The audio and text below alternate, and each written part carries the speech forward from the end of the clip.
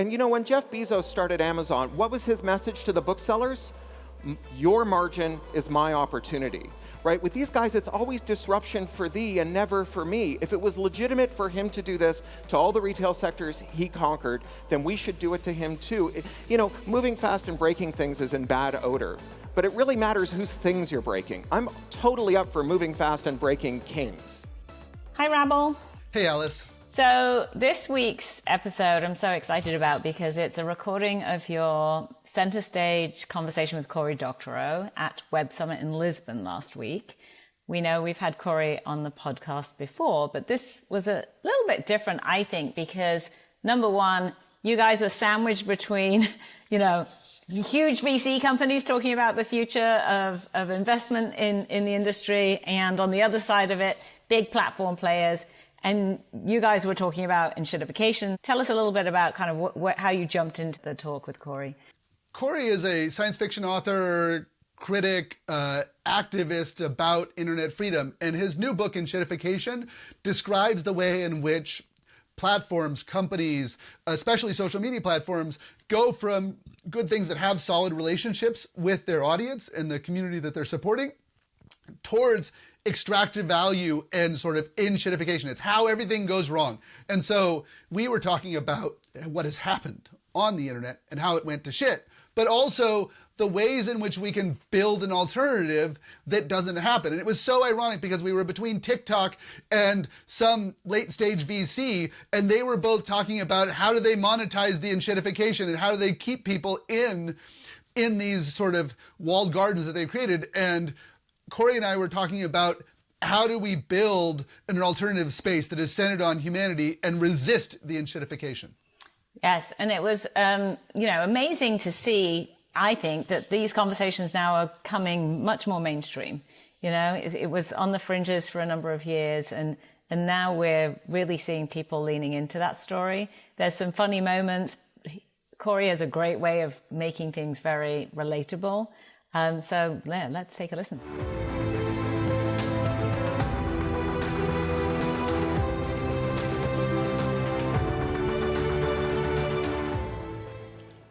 So I'm incredibly excited to have you here. Backstage, we were talking about where social media came from when we were looking back to the things we were doing in San Francisco in 2004, 2005, 2006. And the thing that made that era work, the thing that gave us social media, was this excess, this empty space. And so I want to ask sort of, how do we look forward now that we have this sort of incredibly commercialized internet? So I think the way to understand the decay of our platforms is that it arose out of a set of policies that took away the right of technologists to fix the things that other technologists broke, right? We used to have an ethos where if something didn't work on the internet, you would write a plugin, you would make a mod, you'd do an alt client, you would scrape it, you would reverse engineer it, and you'd make it better. And when we enacted IP laws all over the world, what are called anti-circumvention laws, that criminalize that kind of reverse engineering and repair, we created an enshittigenic policy environment, an environment where if you make things worse on your platform, if they're not so bad that the users are prepared to leave or the advertisers are prepared to leave, then they're just going to stand, that no one can make a counteroffer. You know, on the open web, anyone can modify a website just by changing the way their browser works. And more than half of us, 51% of us, have installed an ad blocker. It's the largest consumer boycott in history. But apps, because they're protected by anti-circumvention law, they can't be modified in that way. No one's ever installed an ad blocker for an app. The reason companies are so horny to get you to use their apps is because an app is a website that's illegal to protect your privacy while you use it. And so the more they can corral you into it, the more ads they can shove down your throat, the more of your data they can steal, the worse they can abuse you. And I think the inflection point that we're at now is not just a moment of dissatisfaction with this regime, but also a geopolitical moment, because the promulgation of these anti-circumvention laws arose out of the US trade representatives spending the past quarter of a century going to every trading partner that America had and saying, you need to enact your own version of these laws, or we're going to impose tariffs on your country. Yeah, and it locks the developers, the hackers, and the users out of being able to use something of their own. You know, when Twitter first launched its API, everyone used Twitter through third-party apps, and then they decided that they wanted to dominate the ad industry and switch to apps they controlled. So if you want to think about this in a European context, we have Article 6 of the Copyright Directive, right, which makes it illegal to reverse engineer and modify anything that's designed to be modification resistant. And so what that means is if we pass the GDPR here, which we did 9 years ago, and giant American tech platforms don't want to comply with the GDPR, our only recourse is to try and get the Irish courts to actually enforce European federal law, which has been a complete non-starter. 9 years later, you have total non-compliance by the large American firms. Whereas if it were lawful to add privacy blockers to their proprietary technology, then European firms, not European lawmakers, could have directly gone into business selling that technology to Europeans and to people all over the world. And again, the reason we didn't do this in Europe is because the Americans threatened us with tariffs. Well, happy Liberation Day, right? Once the tariffs are there, there's no reason to keep the law on the books. You know, if someone says to you, do as I tell you or I'm going to burn your house down, and you do it, and they burn your house down anyway, you're an absolute sucker if you keep doing what they told you to do. So there is an industrial policy opportunity here where European firms can export the tools of liberation from bad American platforms, whether that's the thing that lets farmers fix their tractors or mechanics fix cars, or anyone to install generic ink in their printers. Sorry, go ahead. Or the apps that Apple or Google don't approve. Like, we have this thing where we have this idea of this internet as this open and free speech space, and yet we have these two companies that use DRM and use like law to lock down their environments, and they control the speech and the innovation tremendously. And so the European Union has been trying to get Apple to open up its app store. People who've been following the saga of the Digital Markets Act will know that this has been something of a disaster. So when they ordered Apple to open up the App Store, Apple's first response was, okay, we're going to let Europeans make app stores, but we're going to charge them junk fees so that all the apps cost more if you get them from a European app store. But also, if we think your phone is outside of Europe for more than 20 days, we're going to delete all of your apps and all of your data. So after a year of farting around with this obviously stupid proposal, they said, okay, our real answer is we're not going to sell iPhones in Europe anymore. And after everyone called their bluff on that, their new one is, oh, we're going to file 18 ridiculous lawsuits and tie this up for the next 10 years. So it's very clear that it's hard to get monopolists to do what you want as a government, especially when the monopolist is bigger than the government. But what governments have total control over is whether they make the apparatus of the courts available to American companies or companies based in Europe when they want to sue rivals who are making interoperable products that just reverse engineer and jailbreak phones so that you can add an app store to it. And there's a kind of geopolitical case for this now, too. It's not just about tariffs, but you may recall when Putin's thugs looted these tractors from Ukraine, and the John Deere company can track where their tractors are. They've got LoJacks on them, and they saw that the tractors had been moved to Chechnya, and they sent a kill signal to those tractors so that they were permanently immobilized. And we all laughed, and it was a great digital comeuppance for, you know, these looters who were engaged in this illegitimate military action. But of course, this is the thing we've been warned that Huawei would do to our telecommunications infrastructure if we allowed the Chinese into our telecoms.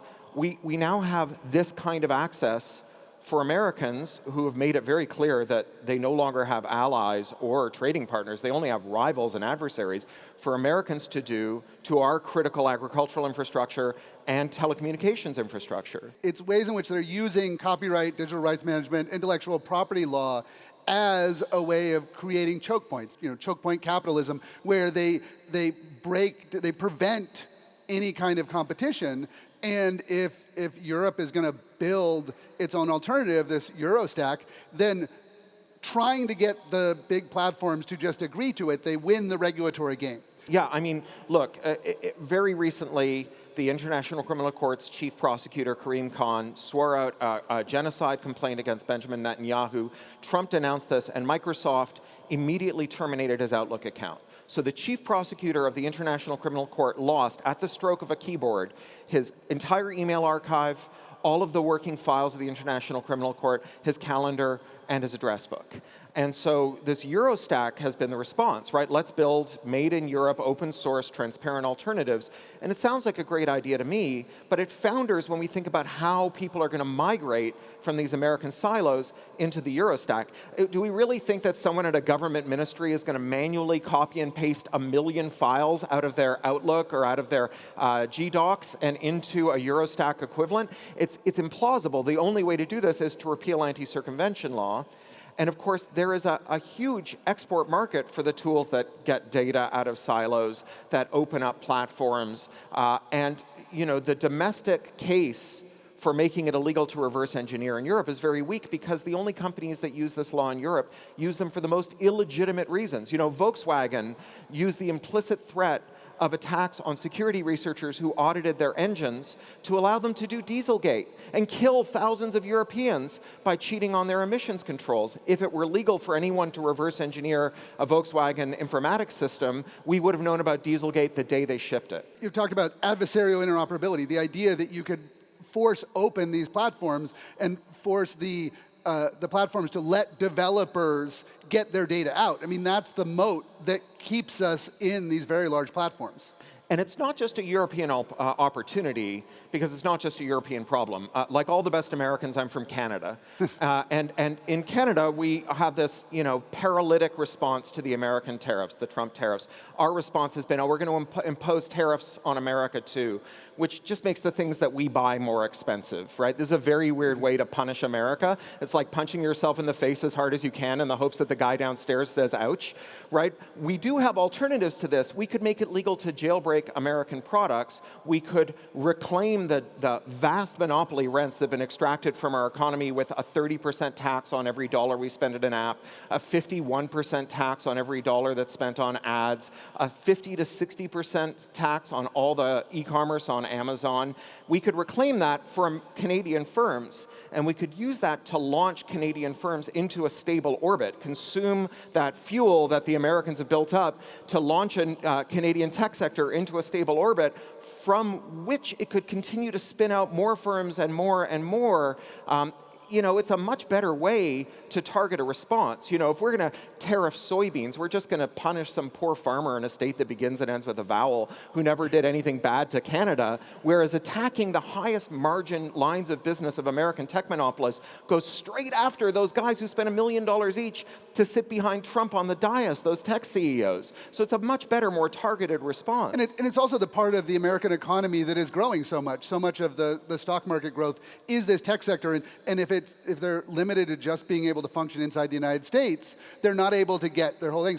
So by breaking this open and by undermining these intellectual property things, we can build a system by which you could choose a different discovery algorithm for TikTok.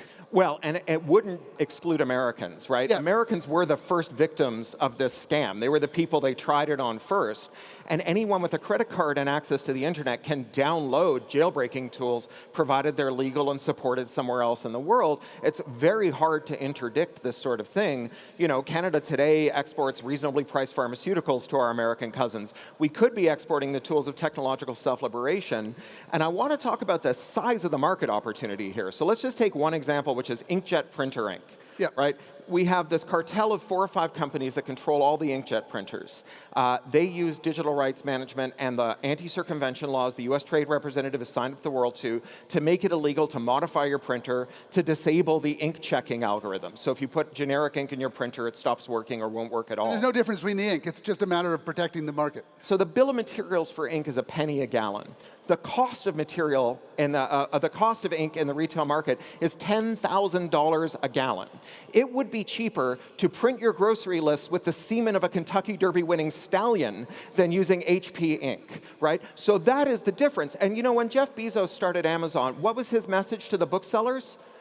Your margin is my opportunity, right? With these guys, it's always disruption for thee and never for me. If it was legitimate for him to do this to all the retail sectors he conquered, then we should do it to him too. Moving fast and breaking things is in bad odor, but it really matters whose things you're breaking. I'm totally up for moving fast and breaking kings. Yeah, and you know, there is a huge margin there. Like if you can work with the legal system, if you can get the rights to go do this, and then break these very high margin markets, there's a tremendous opportunity to grow and undermine the super margins of the American companies. And if you're a civilized country or block of countries that has good labor protection, good consumer protection, good privacy protection, then you have a built-in regime that says, okay, by all means, jailbreak the iPhone, and we will immunize you from liability, provided you're not violating labor law, privacy law, or consumer law. So you don't get the circumstance where people are breaking the devices open and then using that to steal from Europeans. You're only getting the circumstance where they're breaking things open and using it to deliver a consumer surplus to them. So when we started off, we talked about the emergence of social media in 2005, 2010, and how it came in the aftermath of the dot-com collapse, where servers were cheap, where internet connections were cheap, where you had an abundance of all these equipment. We have a new boom going on around AI, and we know that this will then, you know, boom and bust cycles. Yeah. How do people prepare and think about the fact that there's going to be a collapse? Well, sure. I mean, you have 7 companies that are 33% of the S&P 500 that pass around the same $100 billion IOU and pretend that it's revenue. You've got a sector that spent $700 billion in CapEx and by its own incredibly cooked books says that it's only booking $60 billion a year in revenue. They're depreciating those GPUs on a 5-year time scale, but they burn them out in 2 to 3 years. So obviously there's a collapse coming. The number of foundation models still running on metal in 2 or 3 years might be 0. It's certainly not going to be several. Most of these companies are going to be ashes. So the thing you want to plan for is what would you do if you could buy GPUs for 10 cents on the dollar, if there were a ton of applied mathematicians looking for work, and you had open source models that had barely been optimized because the way that you convince credulous investors that you're doing something cool with AI is by spending as much money as possible because these guys are such dolts that they say, oh, look at this giant pile of shit. It must have a pony under it somewhere. And they're the promise that, yeah. There's this promise that somehow if they just keep spending trillions of dollars on these data centers and huge amounts of emissions and pass this money in this sort of shell game around, that the end goal is sort of destroying the labor market. Which is very silly because while your boss can certainly be convinced to fire you and replace you with an AI that can't do your job, it doesn't by any means mean the AI can do your job. And the idea that if we just keep shoveling words into the word guessing program, it will wake up and like turn us into paper clips or become God or something. It's a farcical notion, right? This is like saying, oh, if we keep breeding these horses to run faster, we're pretty sure one of our prize mares is going to give birth to a locomotive, right? A human being is not a word guessing program that knows more words than the AI. We are a foundationally different thing, and there isn't a smooth, continuous curve that goes from the word guessing program to the better word guessing program to superintelligence. Yeah, there's like this idea that somehow magically we're going to get this transformation. And you know, the large language models, they do a lot of interesting things, but they're also, you know, they have this weird ADD-like thing, and they have no memory. And we see so many of the social media companies now, like TikTok, like OpenAI with its Sora and Meta, who are like, maybe we could just eliminate the people. Maybe we can just get rid of these pesky humans that organize themselves and resist it, or you know, the big tech companies. Maybe we can just get rid of these annoying engineers that are organizing and demanding things, and just have the purely obedient robots do our work. I mean, look, tech bosses, the reason that they were giving away free kombucha and massages and hiring a surgeon to freeze your eggs so you could work through your fertile years wasn't because they liked engineers. It was because, according to the National Bureau of Economic Research, the average Silicon Valley engineer was adding $1 million a year to their boss's bottom line. So they were scared that you were going to leave, right? So they're not scared of tech workers anymore because tech workers didn't use the power they had in that moment to unionize. And then when scarcity went away because supply caught up with demand, their bosses stopped being scared of them. And this is a thing that should scare tech workers, because we know how tech bosses treat the workers they're not afraid of. If you work in an Amazon warehouse, you're injured at 3 times the rate of other warehouse workers in the sector. If you drive an Amazon van, you pee in a bottle. If you assemble iPhones, you have a suicide net around your factory, right?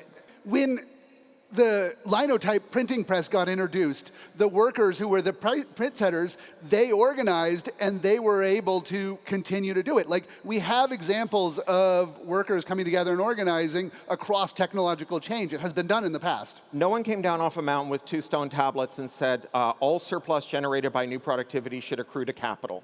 That is a policy choice. We don't need to be prisoners to the bad policy choices of the neoliberal era. It has failed us. It is a failed God. We have a new era being born, and one thing that we know is that in times of austerity and economic privation, you either get a social revolution like the New Deal or you get fascism. So that's the choice we have to make today. Yeah, and it's absolutely the choice we need to do. All right, Yeah. 1 second left. Perfect. Great. Thanks Thanks everyone. so much. Thanks again to Cory Doctorow for joining me on stage at Web Summit and for coming back on Revolution.Social. Our intro and outro music is a remix of the Italian anti-fascist song Bella Ciao, courtesy of White Records. This episode was edited and produced by Eric Johnson from lightningpod.fm. Our executive producer is me, Alice Chan from Flock. To learn more about the Social Media Bill of Rights and sign up for our email newsletter, visit Revolution.Social. And for more interviews like this one, follow Revolution.Social on Apple Podcasts, Spotify, YouTube, nostasfountain.fm, or wherever you get your podcasts. And to paraphrase the Zapatista subcomandante Marcos, we need a social media revolution to make revolution possible. We'll be back next week. See you then.